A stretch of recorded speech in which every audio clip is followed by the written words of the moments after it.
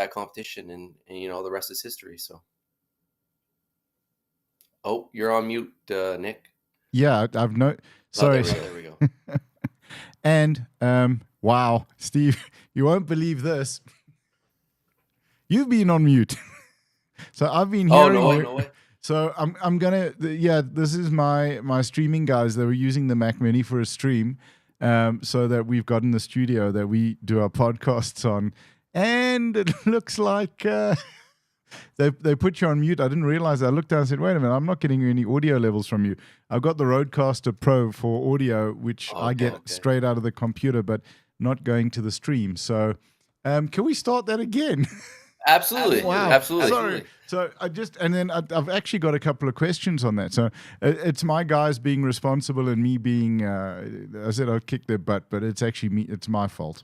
100%. All right. So No, it's all good. Taking full responsibility.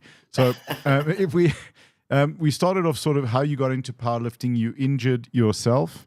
And playing football, yeah. And then with a football injury, you basically then found powerlifting. And from the powerlifting side, you moved into powerlifting, went into your first competition and bombed.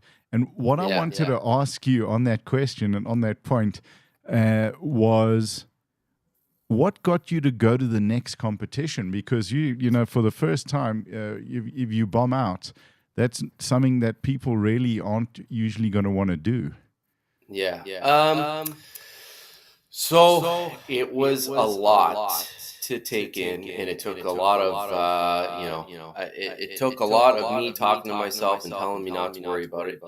Stuff like that happens, I just talked to my wife and talked to other gym members, and they're just like, you had that weight, you could do it. Don't worry about it. Stuff like that happens, and you can only going to get better. And it took a lot for me to come back to it. But being an athlete, my whole life, you're gonna run into those roadblocks, and it took a lot, like I said, but it's just something that I knew I was good at it. I've been in the gym my entire life, and you're gonna come back. So don't worry about it. Swipe it under the rug. It happens. So. What was the support like from the meet with the other lifters that were there? The powerlifting community is a very cheerful one. Even when I was in South Africa, people were cheering for me, and I don't. Other than my wife and a few friends, I don't think anybody else was from Canada. You know what I mean? So everybody cheers everybody on. And they just kept on saying, it happens. Don't worry about it. It happens. Don't worry about it. But when it comes down to it, it's more of a mental game than anything. And that's the thing about powerlifting. You're out there by yourself. You're on the platform. The lights are on you. The lifts are on you. And it's all about yourself. So it all depends on how you bounce back. And that's I've never shied away from adversity before. So. Sure, absolutely, and it's a great lesson. That did you pick that up? And I've got a two-part question here with that. From your background with football and playing, playing into age 36 is quite a late age to play that sort of level of sport with. It's not taekwondo or lawn bowls. There's impacts. And for myself, I think around about 36 as well is when I got into powerlifting, because I was getting too damaged from martial arts, and I was getting broken and every day hurt, and there were tears. My last injury, I think, was tearing my transverse lateral ligament. And it's like, I need to find something else. You bring that strength of mind from your experience from previous sports. But do you think that powerlifting is also a way for people to develop that? And I'm asking the point from, for parents or for people that are maybe struggling with their self-belief and their self-worth. What's the value that you found in powerlifting to grow and develop that self-belief and self-worth? I think it's just you see the progression when you're lifting, and when people originally get into the gym, they just want to see results right away. Yeah. You know what I mean? It's my wife just started going back to the gym, and she's like, she's starting to see results, and she's starting to get motivated to go back.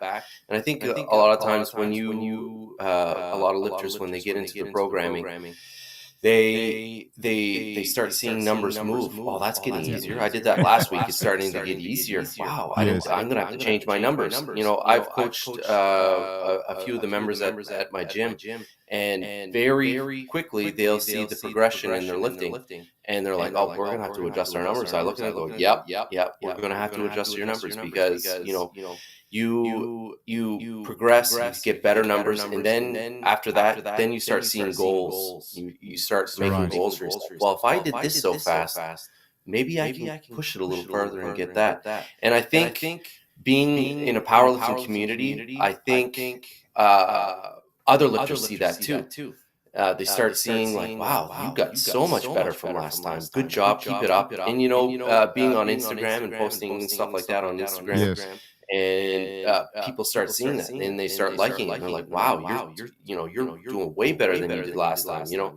And with myself, I was posting on Instagram, and a couple of people that were with me at the first meet, they're like, holy geez, your form got better, your lifts got better. I was just, repetition. That's just what it is. And everybody's always so cheerful for the community at the meets. It's great.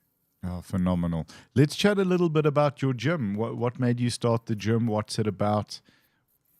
So when I was telling you the story about the guys that I was lifting with, so we actually brought that into the community. So what we did was we started.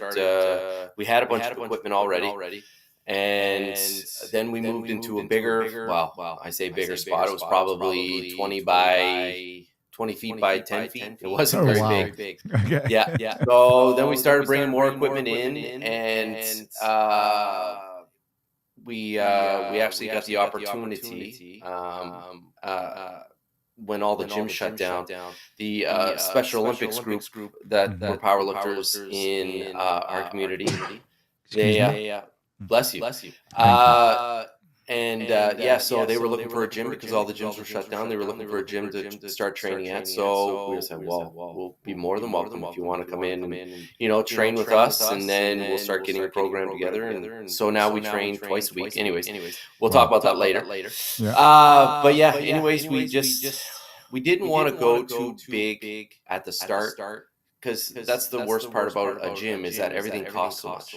Equipment costs so much, rent costs so much. So we started small, started getting equipment, and then other gyms were shutting down. So we bought equipment from there, Right. and had to keep on moving because we started getting more equipment than we had room. So we're in a good spot now. We probably have an area where there's 4 rooms that are probably 10 by 30, maybe 20 by 30, something like that. So it's a big area. More than what we need, like powerlifting is still on the uprise. But we'd never be able to have just a powerlifting gym. You never 100%. You never float that. So we ended up started buying combo racks and more leg machines and stuff like that. And it's the gym is called the Strength Factory. So we've been doing good now for about 3 years. So. Yeah. 100%. That's awesome, man. Can you tell us a little bit sort of about your client base and how who's your ideal client, or what's the culture like in the gym? So starting out, of course, we would be approached mostly by powerlifters and strongmen, because we are the only gym in for a long distance that only have kilo plates. Okay. So so we started bringing saves in the maths every lift, right? Yeah, that's right. Well, a lot of the people in North America, like I know we're different from the States, but we do deal in kilos and stuff like that, but most of the gyms around here are in pounds, right? So a lot of people aren't used to lifting in kilos. So we got weight charts and everything up there. So easy math. Okay, easy. Okay, cool. But yeah. But so we're the only gym that has kilo plates. So anybody who is a power lifter would typically come to our gym, which is great. But then we started getting strongman. We were going to team up with a gym that was coming down from Quebec that had a bunch of strongman equipment and everything like that. Anyways, it didn't work out. But we still have that clientele. We have an area in the back room where they can do sandbags and yoke walks and all that type of thing. So it was basically a powerlifting and a strongman gym. But then we started getting people coming in and just looking for general fitness. And we have everything a normal gym has, plus extra stuff. So we have a clientele that does a little bit of everything. General fitness, we actually have a personal trainer that comes in every day and is there all day, every day. And we have your older clientele that like to just do the general fitness. We got our power lifters that usually show up after school or after work, and then we got our night hawks that come in when nobody's in and they do the strongman stuff in the back. So right. Yeah. So so we have a good community around for sure. We got Go ahead. Oh, so do you find that some of the guys that are coming in for general fitness, when they get exposed to powerlifters and that sense of community, sort of saying, hey, maybe that's something I want to try, that's something I'd like to get involved with? Yeah, absolutely. I would say probably a third of the people that come in for general fitness, and then they kind of look over and see everybody cheering on a PR or somebody who is doing singles over on the platform. They look over. I think I like that. I was like, just takes a minute for me to put in your numbers, and you can have a program. So yeah. So definitely, and powerlifting in Canada is getting bigger, and you see it when you look at nationals and even internationals. Everybody wants to wear that Canadian singlet, right? So and that's a goal. That's a goal for a lot of them too. I think you're from what I've seen on social media, your nationals looked like it was absolutely off the hook. And having the opportunity since Bench 2 or 3 years ago, I think World Bench when I was in South Africa, to meet some of the guys and see it grow. What was it like for you? Tell us about nationals. I tell you, nationals this year they pulled out all the stops. I've never seen anything like that. It was definitely, I've seen, it was a world ran event. It was unbelievable. Everything from when you walk through the door, you have a nice SBD banner going around the door. You walk through, you have a banner on the right-hand side that had everybody's name on it, and it was in the form of the Canadian flag. And it's like, holy jeez. 2 platforms, completely separated. Banners everywhere. You walk into the back room, where the warm-up room, and they had 2 separate platform weigh-ins. They had 2 separate platform, equipment check. They had a microwave and everything there. They had 12 warm-up platforms. Every day at when a flight was done, they had people with vacuuming up the platforms and everything, and it looked like it was brand new within 15 minutes of being done a session. It was unbelievable. Even the lighting from the podiums was amazing. Those photographs are just absolutely incredible. Top notch. Like they pulled out all the stops. And when you start dealing like when you deal with Ryan and Rhea Stinn, like they've been to enough world competitions and bench press competitions. They know what they're doing. And Ryan Fowler, like they've all been to they've all been to world competitions. They know what to expect. Absolutely. And having inner strength right beside it, it made it easier for them to And if somebody forgot any gear, they just go across the street and grab it. Oh, that's phenomenal. no big deal. Pull it off the shelf. What did it or how did it make you feel as a lifter walking into a nationals of that caliber? Uh, it was unbelievable. I had my mouth open the entire time, just looking around in awe.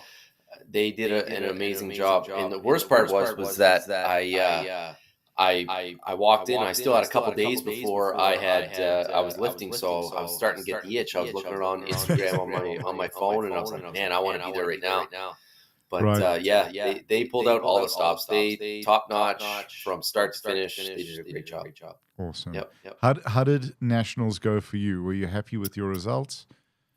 I finished first in my category, so that was good. And I finished first masters overall. So Okay. I was happy with my performance. I was going in. My training has been pretty good. I've started to have a shoulder issue. It's minor, just one of those things that those aches and pains of powerlifting, lifting heavy, it happens. Yeah. So I wasn't too optimistic about bench press, but squats. I had a goal that I wanted to hit for squats. I wanted to finally hit that 600-pound squat. So I got that. I was happy about that, and I said to myself, whatever I get on bench. I have bench press, whatever I got on bench press, I was happy with. Just as long as I got one, I didn't want to bomb out. So we went conservative on that, and I ended up getting a 165 bench press. So I was happy about that. Sure. Very good. Yep. Very good. And then deadlifts, I hit. My top is 300 kilos. I was hoping for more. I pull hook grip, so it all depends on how it is on the day. Yeah. Okay. Yep. Sure. Double overhand. Double overhand hook grip. Okay. Yeah. Is that sort of a carry on from the weightlifting sort of back start with the training? No, I actually, same as everybody. I see videos on Instagram. People talk about it, and I'll give that a try. So I started. It felt good. Just every once in a while, it lets go, and it always seems to be on my last deadlift. But I pull pretty heavy for a guy in my category, so I don't read too much into it. I don't let it bother me anymore. Awesome. Tomorrow we fight another day. 100%. How important is that mindset? And particularly we're talking to younger powerlifters or those new in powerlifting and competing. The biggest challenge that I see coaching at any level with new lifters is trying to get their mind over the lift's done, focus on your next lift. How important is it not to carry, I don't want to say a lift you didn't get into the next lift and into the next sort of from squat to bench to deadlift? I think when it comes to that, I think a lot of it has to do with experience. You have to be okay with failing sometimes because you put your body through a lot. Powerlifting is not an easy sport. Getting away from football, I thought I was going to get into something that was going to be a little bit easier on my body. Not so much. Yeah, good point. Yeah, more abuse. But mentally, you just have to be okay with having an off day, and you're only going to get that with experience. And you're right. You see that with some of the younger kids coming in. I missed a lift. You're gonna miss lifts. I lift with one of the best bench pressers in New Brunswick, and sometimes he just doesn't feel good. Well, it's gonna happen. You're young. You're not really familiar with the sport. It's gonna happen. You just have to push on. And the best thing to do with that is if you fail a lift, get right back under the bar. That's it. Straight under the bar. Yep. Get under the bar and do it. Go back. Go back to the drawing board. It's all right. I think even with regards to injuries, there's so much we can do either supplemental or with the other lifts. It's about getting into the gym, being connected to the community, being connected to that environment, and not taking off unnecessary time. Yeah. people always say when you get injured, take time off, rest up. I believe that if you get injured, you just back off the weight, just keep your form. My shoulder was buggered in this nationals. I've still, I'm going back to the gym. I'm still kind of going through the motion, just making sure, all the other muscles, because you will lose it eventually. So you gotta keep pumped up, I guess. Yep. 100%. So I blew my shoulder at the beginning of last year. So the lat doesn't want to fire as well as it could. So range of motion, it collapsed on me at nationals at 135. I was like, okay, but this year going in, I mean, I opened on 85. I went 85, 90, 105. And it's because I was the only one in the division, but it was about having fun at the comp. It was about having fun with the other athletes, and something every powerlifter will understand. It was about being 111 kilos a month ago, and weighing in at 104.3 without the loss of any energy or strength. This morning I was 103.4. It was nuts. The weight was still coming down even after all the chocolates post-comp. Crazy, the reward, It's crazy. And I think there's so much more to powerlifting and so much more value that it brings to our lives than just the time on the platform and the numbers. Absolutely. It's a camaraderie between everybody. I've met some of my best friends. Do you remember Sue? Sue was one of the ladies that got in the car with us. And anyways, she lives just a province next to us. She comes down 3 or 4 times a year. She stays at my house. Like, this was all brought in through powerlifting. And Phil Brown. Yeah, the legend. Phil? Yeah, the legend in his name. Yeah. So Phil Brown, he come. Every competition I go up, it's always like I've seen my brother again. You know what I mean? Yeah. And we talk pretty much every day, and he's a great guy. Like I said, you go to powerlifting meets, you see people that you only see 3 or 4 times a year. So you catch up. You go out and have supper after your meet. You go out for supper, and it's just they're great because everybody is cheering everybody on, and that's the name of the sport. And nobody wants to see anybody fail, right? Yeah, so that's it. You want everyone to bring their number one game, so you have to up your game and get stronger and become more capable, and that's really what it's all about, right? It's cool. As a master's lifter, every year there's a new category of athletes that are coming into the masters. So I really have to keep my game. I worry about it every year. But it is what it is. And I think that's sort of the thing where the last month it was like, oh, geez, running late, busy day.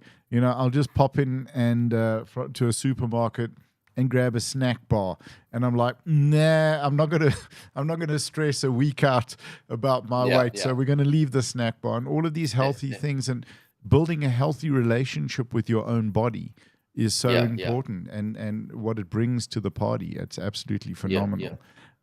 Usually a month and a half out is when I start my dieting. So it's eat as much as I can, because I know a month and a half out from a competition, I gotta dial it in. And particularly as you start getting into the masters, it's got to be a little bit more focused. Absolutely. But it's I lead a pretty active life. My work keeps me pretty busy. So I'm on my feet all the time. So when I get to the gym, it's almost like a rest period. So it's good. It's good. Awesome. Yeah. You were telling us about your work with the Special Olympics. Can you tell us a little bit more? Yes. Yeah. So we started coaching them in 2021. We have, I think, 13 athletes now. So we train twice a week. We train Thursday evenings and Sunday mornings. So probably right after this, I'll have to go to the gym. We train them twice a week, and they go through the same we got to try to keep it within an hour. Mhm. So we always either do a major compound exercise, and then we do some accessories, and then usually at the end of the workout we'll do like a cardio, which they hate.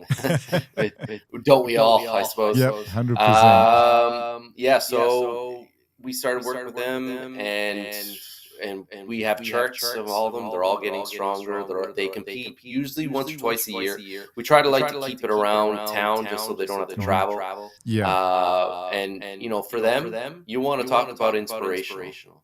They get on the platform, and it's just like you're watching like a show. They're on the platform. They're cheering themselves. They're just having a great time. Oh, that's absolutely phenomenal. What has the lifting meant for them, for their families? What have you seen that give back to the families and how they feel about the athletes and with their kids, their family, and so on? They see the progress that they're making, the athletes are making. The parents just I think they enjoy it more than the actual athletes. They come in and they're like, they see all the numbers and they see everything progressing, and you see your ups and your downs of lifting. Oh, you missed that one. Oh, it's okay. We'll come back. We'll get it.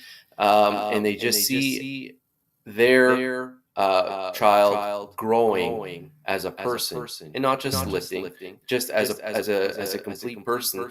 They're changing, and they're just happy to see, and that they're able to come into a good community, and and that's what we try to provide for them: a safe community, a non-judgmental community, a community where we'll cheer you on, fail or victory.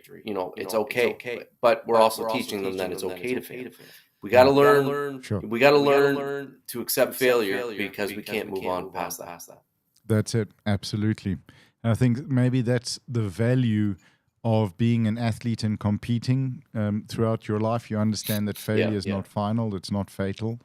And it's just an outcome we weren't really looking forward to. And we got to change stuff. Yeah. So going forward for you, 2025, and forward for the gym and for yourself in terms of lifting, what are you looking forward to? What are you wanting to do? I want that world title. I don't know if I'm going to make it back to back. You got to get that. Yep. So, but like I said, every year there's new guys coming up. I finished second last year at Worlds, which I'm okay with. I've learned to deal with it. It's the guys that were in my category were absolutely phenomenal people. Ross, who ended up winning from the States. He's a great guy, great lifter. He coaches. He's a great person. So, I just work as hard as I can. I want to try to keep my body in top shape. I would like that world title. I don't know if I'm going to go to South Africa this year. I got to see how money's.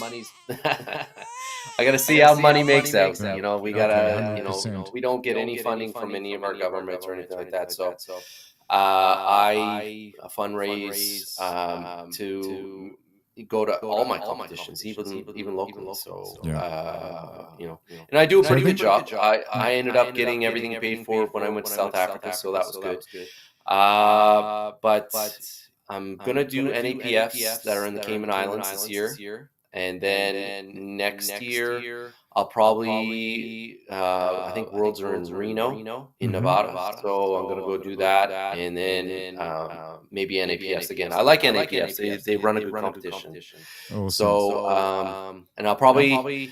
So every year, nationals. I don't know if I'm going to do nationals next year, because I only have to do it every 2 years. But we'll see. We'll see how the body's feeling and everything like that. It all depends on how the body's feeling, right? Right, 100%. Yeah. So on that, if there's anything that we can do to help, if you want to set up a chat online with the sponsorship, and that's one of the reasons we're doing this, is to give the awesome athletes and coaches and this incredible sport exposure to the world, that there can be a little bit of content that you can share, and we'll share the file with you. You want to edit it down and upload it and all of that stuff. But if there's anything that we can do to help in terms of your lifting and getting to South Africa, we want you in Cape Town. It's not fair. You got to come to Cape Town. I want to take you guys around and show you guys around as well as just with the competition because it's absolutely epic. And I think the venue's awesome, and you can literally see Table Mountain from the venue. So no way. You're going to be deadlifting going like, whoa. It's really cool. It's central, and it's a very special thing. So really see if there's anything that we can do, do a telethon or a fundraiser or something. We're really happy to help. I appreciate that. I appreciate you guys, and I appreciate everything you guys did in South Africa. It was a great venue. I enjoyed Sun City. It was great. A lot of fun. So the future for the gym, anything you're planning? Anything sort of growth orientated or something special? I think as a gym, you always have to change things up. So I think moving forward, we'd like to get some more power lifters, more members. We're doing pretty good with the size of gym we are and our clientele, but we can always grow. The busiest time at our gym is of course 5 o'clock, and when I say busy, I'd say there's probably 8 people in the gym, 9 people. Okay. So it's not crazy busy. Right. Not insane yet. Not insane yet, and everybody can have their own platform and do their own thing. But growing as a gym, we would like to have somewhere around 150 members. Right. Have 5 or 6 platforms everybody could use, and just general fitness. And we're on our way there. We're not gonna push anything crazy right now because we're comfortable. But as a gym, you should always be looking to get bigger and change things up, get new equipment and stuff like that. So that's pretty much our goals. But we're doing pretty good right now. We're happy. So we got money in the bank. So that's all we can really take. Yep, that's it. Money in the bank, food on the table. And no holes in the roof. So just with regards, do you do any online coaching? I don't do any. I wouldn't say I'm a coach. I help out people, and that's the main thing. I would never, myself.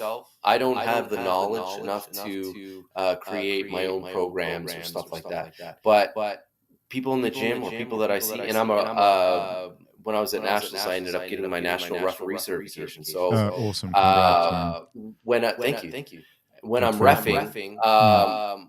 Afterwards, I will go back and say, this is why you failed the lift. If you do this, so you're not getting squatting to depth. Why don't you try some pin squats? At least you know that you're going down to depth if you do your pin squats. I always try to. I don't want anybody to fail. Nobody wants anybody to fail. So absolutely. I feel like it's my job to tell you, this is what happened. This is why you got the red light. Work on it. This is how you work on it. This is how you get better. And then go from there. That's absolutely such a fantastic approach, and something that's very kind. It's not necessary for you to do that. No, I know that. You don't have to do that, and that's very, very cool. And I think it's for the best thing that any athlete or coach can do is do their referee exams, because powerlifting at competition level, all it's about is the athlete's job and the coach's job is to make the lift as easy as possible for the referees to pass. That's it. Absolutely. And it's like I always tell lifters, make it so the ref doesn't have a decision. Yeah, that's it. 100%. Squat to depth.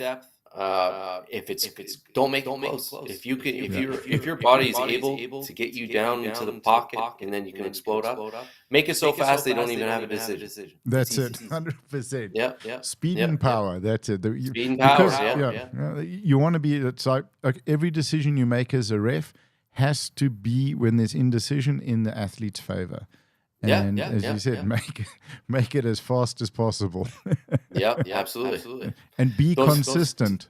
Yeah. Absolutely. Yep. Don't. Yeah. In most of the lifters and stuff like that around here, the referees, they all the same referees go to all the same meets. So Right. we know lifters. We know that person doesn't squat to depth, so we're going to watch. We know that Yep. person's head lifts up when they bench press, so we're just going to look for that. That's it. And that's why we're always trying to get new refs too, because as a referee and a lifter, we know that lifter. So we'd like to have other people come in and have their decision on it. And every referee is different too. We all referee different. We all have different opinions, and that's why there's three of us. There's always three of us on the platform. So yeah, that's it. yeah, Got to happen. And and again, don't come in with soft elbows at the start of your bench and then lock out at lockout. You gotta be consistent in your lifting. Just do the basics. And understand, as you said, there are three referees. That's to keep it as fair as possible, because referees are human. And be kind to your referees. Thank them. Be grateful. Don't abuse the referees. They're all there as volunteers. Absolutely. I've never witnessed anybody get mad at a referee before, and I hope I never do. But I've you're seen Canadian. It's not possible.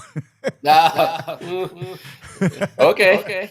But we are relatively nice people. Well, we try to be, anyways, for the most part. 100%. I've never seen it. I don't want to ever see it. I don't know how I would react to it. But anyways, we're all human. We all make mistakes, and it's just how we are. Good guys, 100, and you got to see them in the gym and in the warm up area, and understand that. While you're resting ahead of your lifting, they're reffing ahead of their lifting. And these are the things to consider, or staying on a little bit of extra time for sure. Steve, and that was the thing. I got my certification the day before I lifted, like 6 hours or 8 hours before I was lifting. So anyways, I was trying to cut weight, and I was trying to drink water and ref at the same time. Then I'd go pee, use the washroom, and I was like, oh my God, this is stressful. But it worked out good. I always weigh in light anyway. So okay. So you're not messing around there. Hey, let's just up the intensity at nationals a bit. I'll do my qualify, because that's a written exam and a practical exam. You got to keep in mind. And sure. All right. Awesome. Steve, it's been fantastic chatting to you. Really, I could do this for another couple of hours. We've got a young South African lifter lined up after this. So he's very noisy. If you've got a bit of time, you may want to watch. A huge fan of lightweight, baby. So I'm looking forward to a lot of that in the lifting. But it's been epic chatting to you. We'd like to chat to you a little bit later in the year as well. And, and there's anything that we can do to help with the fundraising, we would absolutely love to do that. I really appreciate that, Nick. And I appreciate what you're doing, and it was great chatting with you as well. Oh, thank you, man. It's been epic. I'm going to end the live stream, and then I'll chat to you quickly off air. All right. Absolutely. Sounds good. Cool. See you in a second.